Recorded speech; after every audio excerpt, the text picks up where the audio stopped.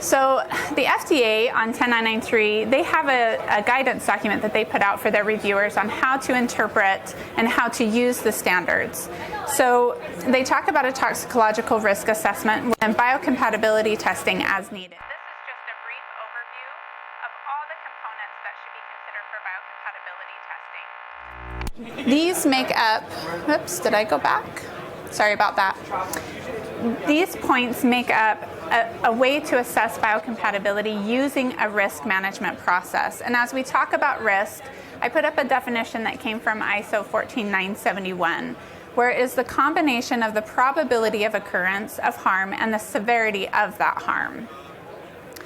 So in 10993-1, the very first ISO standard about biocompatibility, they put in this flow chart. Now, I don't expect you to read every square, but what I want to point out is that it is a decision process to assess your biocompatibility. It is not a straight answer. So the first thing you start off with is you decide, does my device contact the patient indirectly or directly? And if it does, then you need biocompatibility testing. The first question in that flow chart, or the first stop, is for you to obtain your device material, and then also identify and do chemical characterization.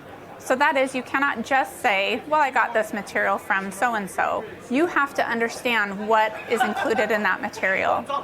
Some further questions down that flow chart are where we're comparing your device to a similar device on the market. So is there one out that's similar? Is it made from the similar material? Is it manufactured or sterilized the same? So these first questions are really based on a risk analysis where you say, are we already using it? Do we already have the information where we can eliminate some testing? Some further information as further down the chart is how we assess that risk. Is there enough data? Did you do enough testing where we can look at that data and say, we can assess that the risk is okay? And then, is there sufficient toxicological data? This means, is there enough published literature about the compounds that are in your device so we can see if it is safe or not? And I'm going to go over some examples to put that all in a picture for you. At the end of that decision chart, you do your testing or you justify why you're omitting certain tests, and then you perform your biological evaluation. So this is where you put all of that information in one report, and then your biological evaluation is complete. So what is included in a biological evaluation? So this should have your list of your materials and your processing information, not just what you use, but what you do with those materials. That's equally important. Then the tests that are performed. What type of chemical and material characterization testing did you do, and what data did you gather? And then what biocompatibility testing did you also have to do to fill that picture? And then the toxicological evaluation is where we review the compounds that were identified in the chemical or material characterization testing. And then we can assess whether they are safe or whether there is a potential harm for patient. So the FDA draft guidance on 10993. 10993 already approaches this through a risk management process. We expect that FDA in their new draft guidance, hopefully to be published at the end of the first quarter of this year, will have further language to support using the risk management process. We have seen this already at Nelson Laboratories, working with our clients and getting their submissions to FDA, that this is the approach that they are now taking. So this is an example of the table that is in 10993-1 and also in the draft guidance used by FDA. This is how we identify what biological endpoints need to be assessed for medical devices. What we anticipate here is an additional column to be added by the FDA where they are putting in material characterization. This is significant because this table is really the checklist for biocompatibility testing. And this is a way for FDA to further show you have to assess your material characterization. So there's all this language already in the document, but we know not everybody's reading that every time. They're going to this table, and this is where we expect the change. So what is material characterization? What does that include? Well, I will start off by talking about some extractable and leachables. Now, that may sound like the same thing, but these are very different endpoints for chemical testing. So leachables are compounds that will come off the device under normal patient use. And then extractables are compounds that will come off under exaggerated or worst case conditions, where it's left in the patient longer, they have an elevated temperature. And some of the examples we're looking for are additives, process residues, solvents, just to name a few. And then we break out those components in the processing into these chemical categories when we run the assessments. So volatiles and semi-volatiles, those would be things like your acetone, benzene, alkanes, and alcohols. Non-volatile compounds would be your cleaning agents. Metals, of course, titanium, stainless steel, very common used in the medical device industry.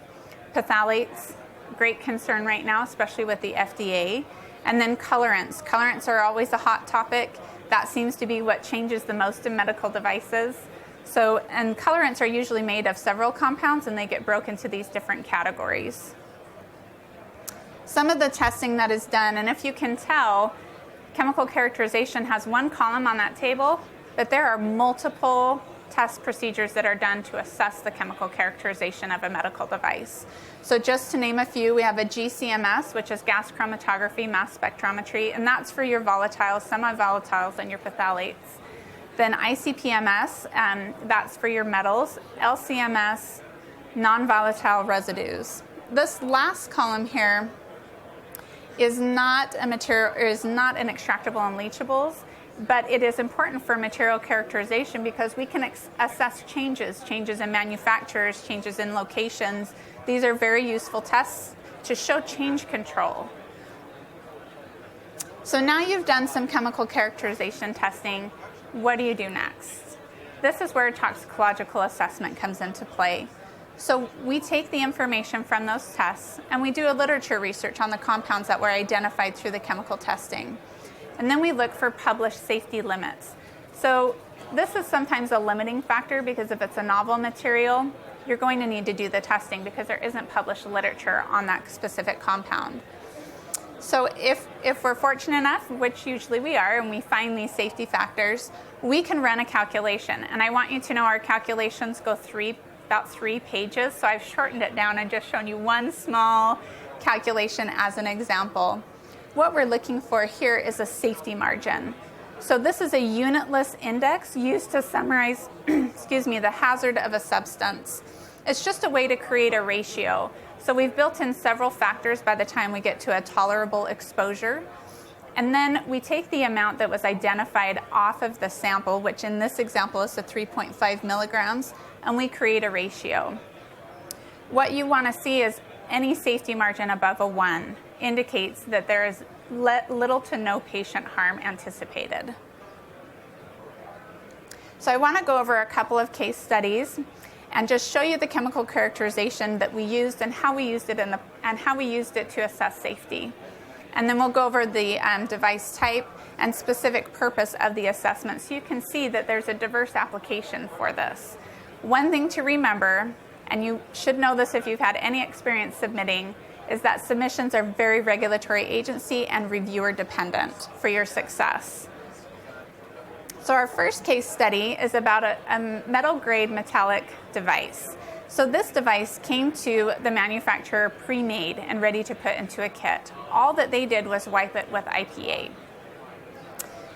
Their purpose, that doesn't seem to fit on there.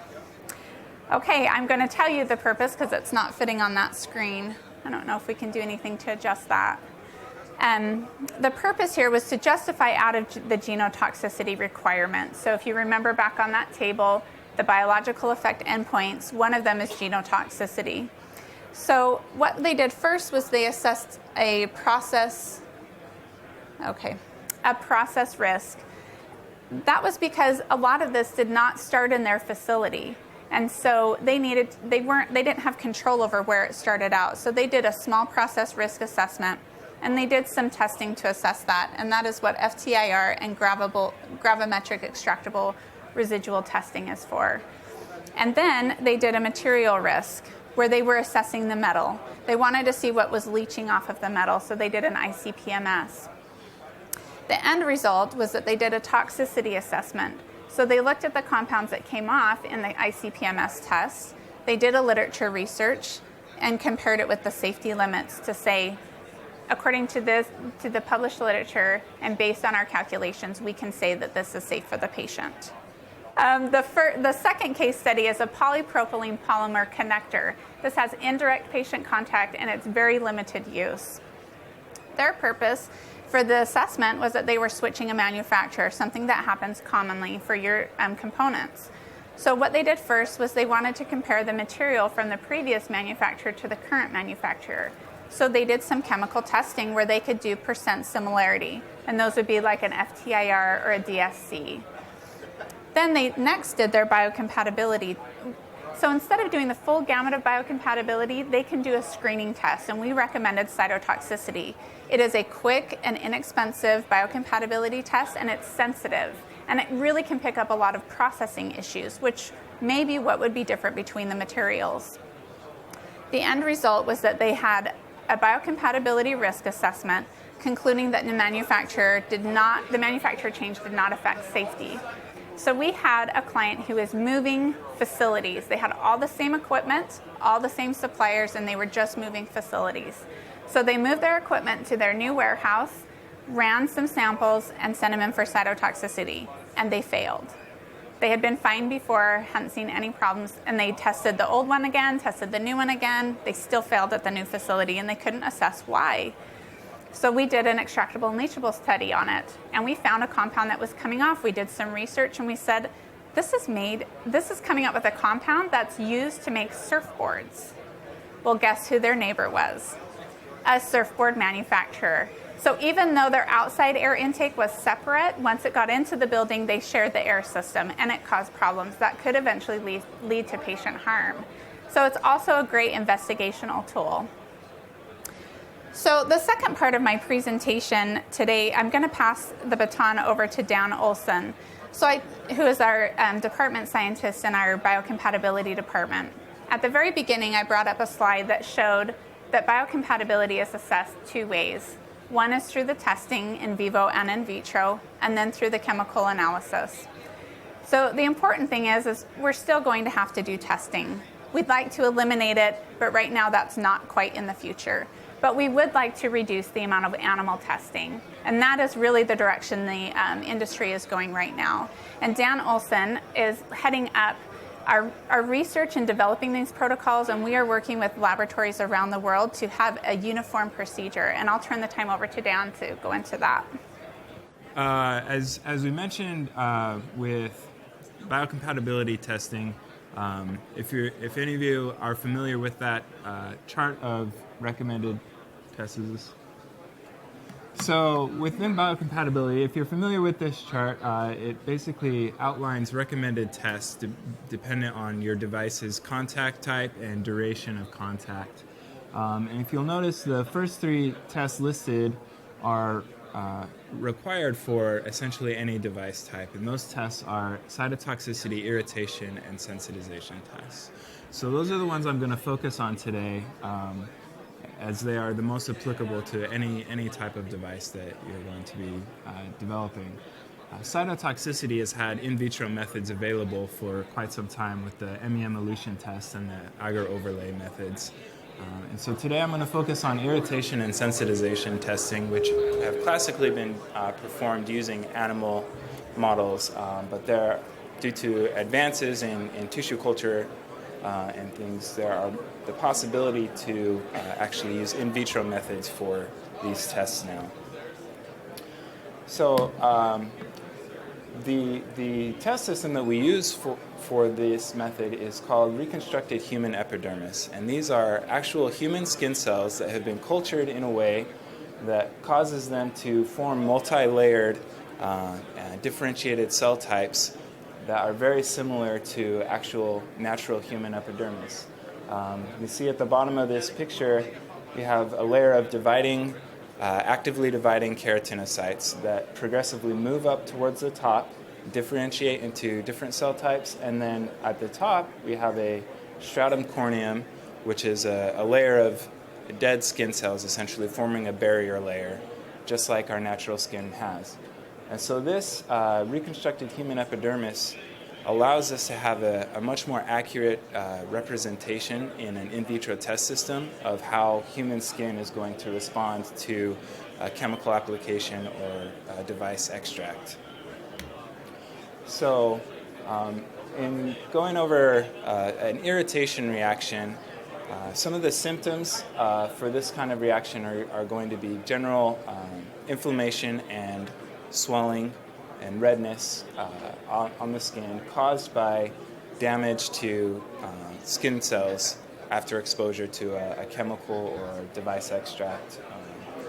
And so with irritation, this response is really a localized, acute response that once that chemical or device or substance that's causing the irritation is removed, those symptoms usually go away pretty quickly. And this is caused by damage, actual physical or chemical damage to those underlying skin cells. This has classically been assessed using a rabbit test method where the substance is exposed to rabbit skin either by applying a patch directly to the rabbit skin or by injecting that substance underneath, just right underneath the top layer of the skin. After that exposure, the animal is observed and scored for any inflammation and redness that would indicate an irritation response.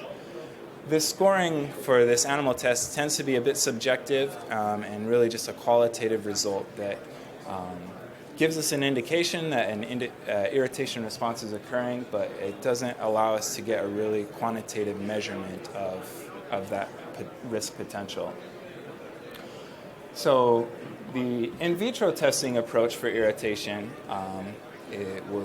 for a medical device, we'll take that device and perform a polar and nonpolar extractions, and then apply those extractions directly to these RHE tissues.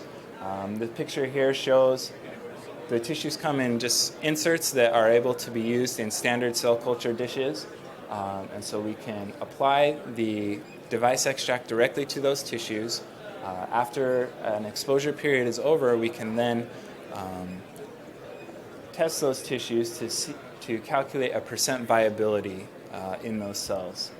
That's done using an MTT assay. For those interested, MTT is just an acronym for that really long chemical name down there. But it's essentially just a dye that is able to be reduced by enzymes within viable cells. And so using this assay, we can calculate what percent of those skin cells are still viable after being exposed to a device extract. So this is an example of results from an MTT assay. As I mentioned, the MTT is a yellow-colored substance, and it is able to be reduced by living cells to form a purple-colored salt solution. And so if these tissues are damaged by the device extract or some chemical that's coming off of the device, then it's going to cause those tissues to not be able to develop that purple coloring. And so in this plate here, in the top left corner, we see three wells that represent a positive control with essentially zero cell viability. And so there's no purple color formed in those. The next row down has our negative control, which would have essentially 100% viability. And so we see a very dark formation of that purple color. And then the rest of the samples are test samples with varying degrees of cell viability. And so we can take these results and read them on a spectrophotometer to get an exact quantitative measurement of what percentage of those cells are still viable after exposure to a device extract. And the cutoff is at 50%, so anything that results in less than 50% viability would be considered an irritant. As for the process or the progress of this actual assay, this has been validated by OECD for use with neat chemical solutions. That's OECD test method 439. The AMI ISO Technical Committee 194, which oversees the 10993 standards, is in the process of adapting that OECD chemical test method for use with medical devices. With device extracts, we expect that any chemicals or things that are going to come off of the device in that extract solution are going to be at very low concentrations. And so this test method needed to be adapted to be able to be sensitive enough to pick up those low concentrations of irritant compounds. And so there's a working group for the ISO committee that is in the progress right now of organizing an international validation study. The testing for that study should be commencing here in the next month or two. And so the end goal will be that once that successful validation is complete, we can incorporate this method into the ISO standard as a replacement method to the rabbit irritation test. So going on to sensitization, the picture here, you may have heard recently in the news of issues with popular fitness trackers or other wearable technology causing allergic responses and swelling on users' wrists. That would be a sample of a sensitization response. And again, similar to irritation, the symptoms are going to be swelling and redness in the skin.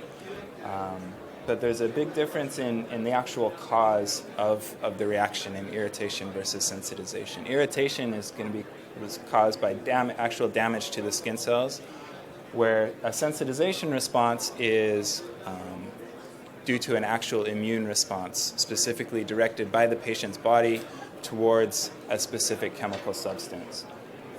And so this is more of a systemic response and will typically require either a long-term exposure or multiple exposures to that substance in order to elicit a sensitization response.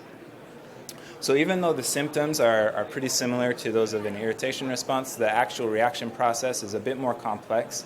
And so testing to predict that is a little bit more involved than the irritation test. So currently, the in vivo methods used to assess sensitization are there's a guinea pig methods as well as a mouse local lymph node assay. In both of these methods, a device extract is taken and exposed to the mouse or the animal model, and then in the guinea pig test, again they go and score for redness and swelling that's developed after that exposure period, and then in the mouse lymph node assay, we're actually measuring immune cell activation and proliferation within the mouse. And so both of these animal models have been used, but now there's a lot of emphasis on being able to develop an alternative for testing sensitization in vitro. There are currently multiple methods being explored for this that are primarily focused on measuring and analyzing some of the initial events within the sensitization pathway. This chart here, there's quite a bit on there, and you might not be able to read it all in there, exactly what it says, but this is a chart put out by OECD describing what they call the adverse outcome pathway for sensitization.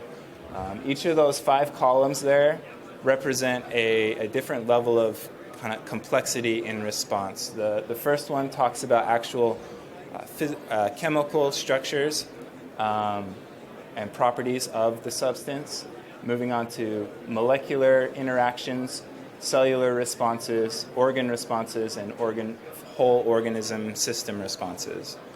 And we see right in the middle there's kind of a line between the cellular responses and the organ responses. That's the limit of what we can really look at in vitro.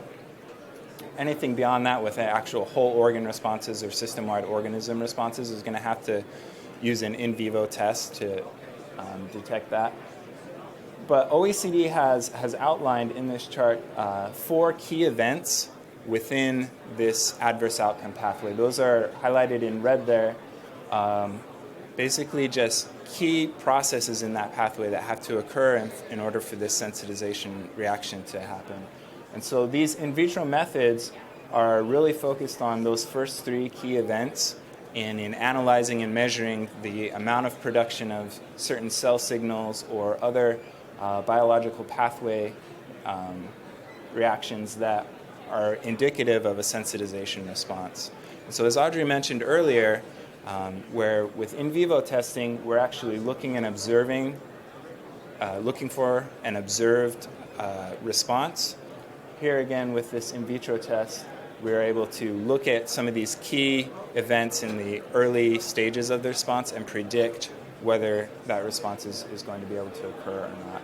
And again, that first column there is showing actual chemical properties and structures. And so that brings up back the importance of doing chemical characterization and actually being able to identify the compounds that are coming off of your device in the extracts.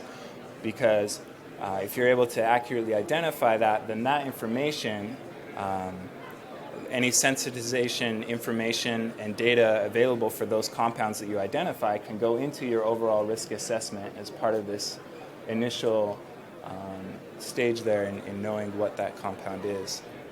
And so that all fits into the big picture of doing an overall risk assessment of first identifying what's coming off and then assessing the risk associated with those chemicals. So the sensitization method itself is still a bit more in the works than the irritation. It's a little further down the road, but there's a lot of work going on in developing these methods and tailoring them to be specifically usable for medical device testing. So with that, we'll thank you for your attendance here today, and we'll, I think, do we have any time still for questions? Okay, we got a couple minutes for any questions that you might have as well. That's always a possibility, and so these, I mean, where every individual person is different and is not going to respond, the same. These tissues, even though they don't have a fully intact, a full immune system. Yeah. So skin. Well, the skin cells are grown within tissue media. Yeah. It's actual skin tissue cells.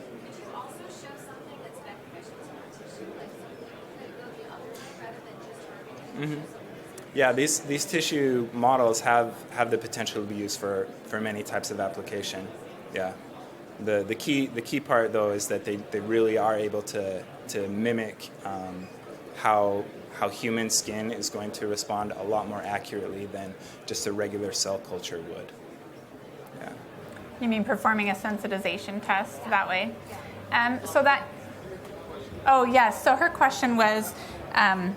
Can we work with veterinary facilities where they're already dealing with animals that are compromised and maybe, I think, to save some animal lives? Is that what we're talking about?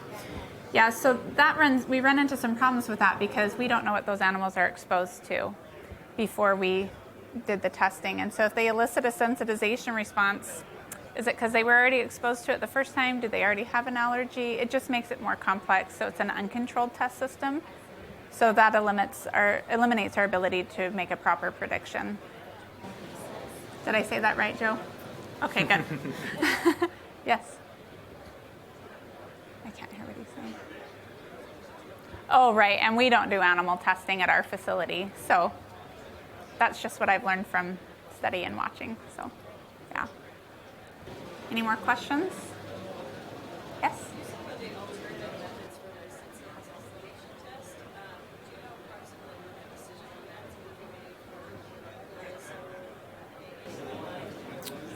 No, that's still a bit down the road. A lot of the focus right now is on finalizing the irritation method and getting that fully up and running within the standard. And so there's a lot of kind of the preliminary work in developing the test methods is what's going on with the sensitization right now. And so that seems to still be a bit down the road, but progress is being made. Thank you. I think that's Thank it. you. Thank you for your time today.